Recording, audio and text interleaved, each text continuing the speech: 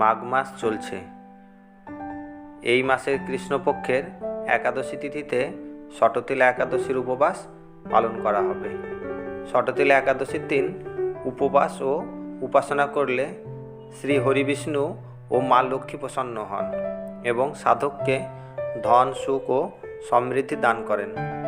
ষটতিলা একাদশীর উপবাসকে পাপ এবং রোগ থেকে মুক্তি দেওয়ার জন্য বিশেষ মনে করা হয়।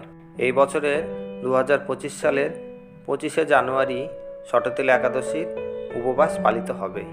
ওই দিনের 6টি উপায়ে তিল ব্যবহার করলে উপকার পাওয়া যায়। ষটতিলা একাদশীর দিনে তিল দান করলেও বিশেষ তাৎপর্য রয়েছে। আসুন জেনে নিই ষটতিলা একাদশীর দিন সঠিক তারিখ, পুজো ও দানের উপকরণের তালিকা এবং পুজোর পদ্ধতি। মাঘ মাসের কৃষ্ণপক্ষের একাদশী তিথি 24শে জানুয়ারি 2025 তারিখ সন্ধে 7:25 থেকে শুরু করে 25শে জানুয়ারি 2025 সন্ধে 8:31 শেষ হবে এবং এমন পরিস্থিতিতে উদয় তিথি অনুসারে 2025 সালের 25শে জানুয়ারি ষটতিলা একাদশী পালিত হবে। ষটতিলা একাদশীর দিনে তিল, শস্য, গম, বস্ত্র এবং সামর্থ্য অনুযায়ী অর্থ দান করলে সুফল লাভ পাওয়া যায়।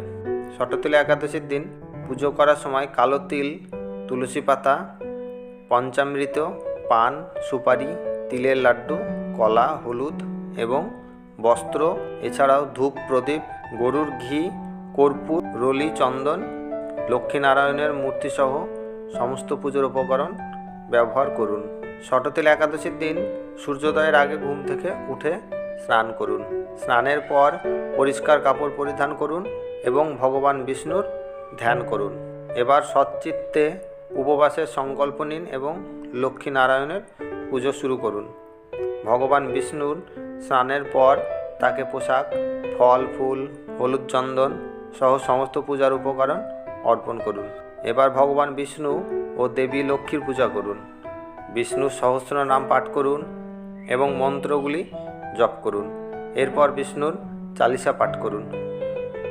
গরুর ঘির প্রদীপ জ্বালান এবং ভগবান বিষ্ণু ও দেবী লক্ষ্মীর আরতি করুন। শেষ পর্যন্ত পুজোর সময় ভুল ত্রুটি হলে ক্ষমা প্রার্থনা করুন। পরিবারের সদস্যদের মধ্যে প্রসাদ বিতরণ করুন এবং আপনি নিজেও পান। ষটতিলা একাদশীর পালনের দিন 26শে জানুয়ারি 2025 রবিবার এবং পালনের সময়সূচি সূর্যোদয় হতে সকাল 10:01 পর্যন্ত। কোনো ভুল ত্রুটি হয়ে থাকলে ক্ষমা করবেন। জয় জয় শ্রী রাধে।